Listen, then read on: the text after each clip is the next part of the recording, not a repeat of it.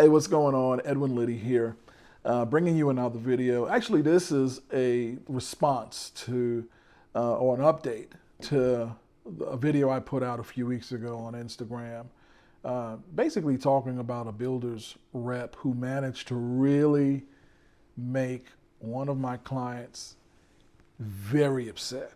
I mean, livid. So let me give you the backstory, and let me tell you basically where we're at and what happened. So, I help a lot of people buy and sell real estate. And one of my clients that came to me and said, he was thinking about selling his house and buying and building another home, actually. But he wanted to build on a bigger lot. So he wanted more space. He was looking at, half acre, a little under a half acre. So when we were talking, on and off about the subject, and I said, well, when you get a second, stop by the builder's office and just get an update, see what they have available, check out the prices, and then let's talk about it, because things always change, right? So that's what he did. He went to the builder's office and he spoke to the sales representative who represents the builder, and he explained, well, I'm thinking about building another home on a bigger site. It's just a possibility right now. It's nothing set in stone. And this was actually the assistant to the rep. The assistant told my client that he can absolutely do that. The only issue is he cannot use a realtor on the deal. So, red flags started going off left and right, because let me give you the backstory. So my client, who I helped build his first house with the same builder, there were a lot of issues that the builder had to fix during the process. More than normal, okay? And in that process, the sales rep really wasn't that helpful. It was kind of like oil and water at times. Having to address certain issues, and basically we had to escalate everything up to higher management to get certain things done. Now, in the end, the builder took care of everything, and we managed to get him closed, and he's happy, he's okay. But then there were some more issues with some warranty tickets that, things that he felt should have been addressed or should have been fixed. And again, the builder, after fighting him tooth and nail, came around and they took care of those issues. So, he's good. He's happy. Overall, he's happy with the home. And I'm not throwing the builder itself under the bus. I think the builder makes some good homes. As a matter of fact, I'm not going to mention who the builder is in this video because I have a good relationship with the builder. This video is to address when you're dealing with the representatives that represent the builder. That's what this video is for. And I want to highlight what happened to my client, the experience that he had, and the outcome of what took place. Okay, so basically, that's his past experience. He went to, let's catch up. So he went to the builder's office. The representative told him he couldn't use a realtor. He got upset. He said, why can't I use a realtor on the deal? And the assistant said that the sales rep told her, well, you don't need a realtor now because now you understand how the process works. Red flag number 2, okay? Now, on the wall in just about every builder's office, when you walk in, there's gonna be a plaque, or there's gonna be a little poster or something that says, you are absolutely welcome to use a realtor on your deals. They just ask that the realtor is either present for the first meeting, or the realtor calls and does the introduction with the sales rep, and that card that you fill out with your information, the realtor's information is on that card. That's really what the builders require, so that they know that there was a realtor from the start, right?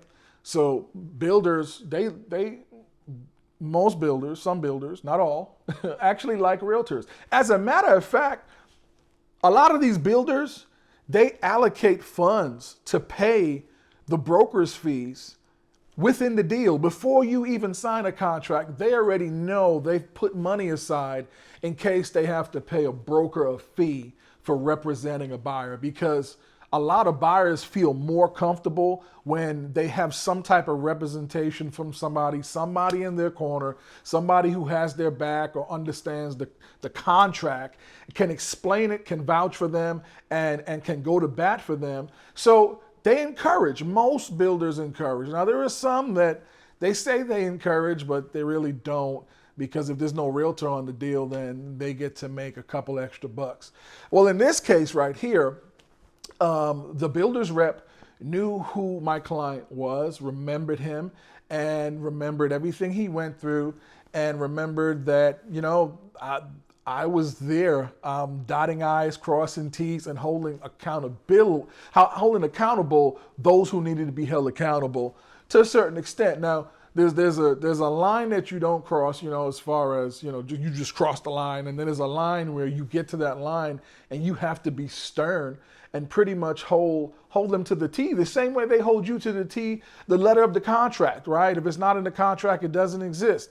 So when he was told this, it was 2 strikes. He was very upset. The 3rd strike came when he said, well, is this a corporate decision? Is this a corporate SOP, standard operating procedure? Is this something that corporate said?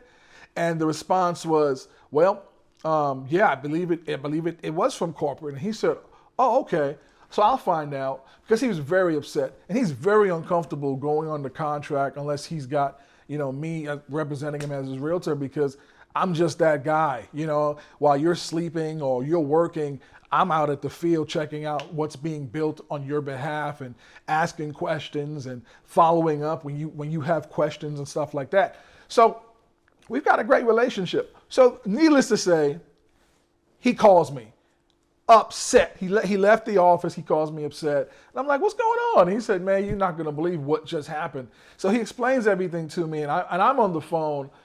I'm angry, but laughing at the same time, because I couldn't believe that this builder's rep, instead of thinking about the end product, hey, this is an opportunity to, get some business, right? More business, an opportunity to work with somebody who already has the product. So that means now they're going to come to the table with a better understanding of how it works.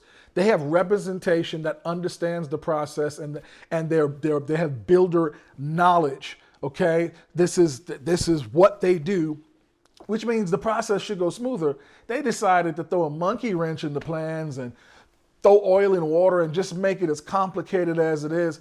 And that's why it was like I was angry and laughing at the same time, not understanding what it is. And you know what? I come to this conclusion that customer service has really gone out the window. People, I don't know if it's, well, yes, since the pandemic, it just seems like a lot of companies out there, instead of offering their best hand, their best foot or whatever, and just offering you service that's above and beyond, they go the extra mile just not to care. It's like a take it or leave it situation. And what I also don't understand is, you have somebody standing in front of your face who's saying, hey, I'm willing to sign a contract to build a house that's going to cost me $700,000, $800,000, $900,000. And you're going to tell that person, hey, by the way, you can't use a realtor on the deal. That's bad business. If I was the owner of the company, if I was the CEO, I would question the thought process of my sales rep, because it's like, we're in business to make money. You make money by providing exceptional customer service to the people that walk through the door who want to build a product. And in order to do that, you have to know the product. You have to know everything about the product. So even if they want to build something, you should be able to tell them, well, here are some other options that you can possibly make. You can make things different. We can alter, we can do a semi-custom, maybe we do some upgrades. You have to know all of that. Oh, by the way, you need to go to this community or that community and look at what we did with that same plan that you're thinking of building to get a feel for what it could possibly be. And it just, that's the way it should be, where you just go above and beyond. It shouldn't be a situation where, somebody walks through the front door to ask a question, but you want all the questions sent to you via email so you have time to look it up and respond, or you respond in your spare time. It shouldn't be like that. Whether you're spending $5 or 500,000 or a million, customer service is customer service, and it has gone out the window for a lot of businesses. The sad part is the people who run companies, most of the time, they don't know what's happening on the bottom level, on the first floor, until it's too late, until there's a video out there that's gone viral, until it's on the news, until they get a letter from an attorney because they're being sued. A lot of times they don't know how customers are being treated at the main level, at the office, because they're in corporate, at some, whether it's downtown Dallas, Fort Worth, or wherever, and they don't get to interact with the actual consumer, the person that's buying, until the deal is closed and you're sitting at the title company and the title rep hands you a laptop and says, oh, by the way, can you give, the builder wants a survey and they want you to rate the experience from start to finish. And then typically that survey is sent to corporate, and then corporate uses that survey to turn around and assess the people that work for them. But by that time, the damage is done. Because if one person could walk through your door and build a home or spend 7, 8, 900,000 or whatever the number is, and you do an exceptional job, and they decide, I want to do this again, and this time I want to build differently, you've already got your money for that deal because you closed. So they're coming back again to do it all over again. How much is that one customer worth if you do a great job? How much is that customer worth if you do a terrible job? In this case, they did not earn my client's business the second time around. So the follow-up is this. He did reach out to the CEO of the company via email and asked the same question. The response from the CEO was this: you can absolutely use your realtor to buy another home with us. And when he got that response, he paused, and then he sent it to me, and then he called me. And I said, yeah, well, I could have told you that, but it's good that we heard it from the person in charge. That means the sales rep just took it upon themselves to make a decision. And that's scary, and it's really unethical. You don't do that. You don't do that. And you don't know how far, you don't know what you're going to say to someone and how far that conversation is going to go. It may not stay within the four walls of it being said, in other words. So, yeah, he's not going to build again with the builder. We're going to go somewhere else, and I'll find him exactly what he wants. That's what I do, and we'll get him going, and he'll be happy. The point is this: the customer should be number one. I get hired on as a specialist. I'm a licensed realtor. I'm with JP and Associate Realtors with the Liddy Real Estate Group. So my specialty is working hand in hand with either a builder or a seller, or if I'm representing the buyer, or if I'm representing the seller, then I'm working with other realtors to get the deal done through selling a pre-existing. So I'm a specialist. I specialize in getting results done for my clients, whether it's buying, selling, relocating, etc., to Dallas, the Dallas-Fort Worth Metroplex on a whole. So I'm all over the place. It's all over the map. But when we go one-on-one, I specifically dial in on the needs of my client. Now, that means my client is the best and the most important thing at that moment. I have a fiduciary. You know what I mean? I owe my client truthfulness and transparency and honesty and integrity. I owe them, basically, I got their back. That's what that means. I got their back. Don't worry about it. Now, if that's the case, everyone that's in business should be the same way. Look, it's all about the customer. Without them, there's no business. You take the customer out of the equation and you no longer have a business. Someone would say, I think it was Mark Cuban, he would say, you have a hobby at that point. But customer service first. Put the customer first. They're the ones that shelling out the money, getting pre-approved and going through the process of building because they liked something you presented. Now, it goes beyond just saying, hey, you can build this blueprint.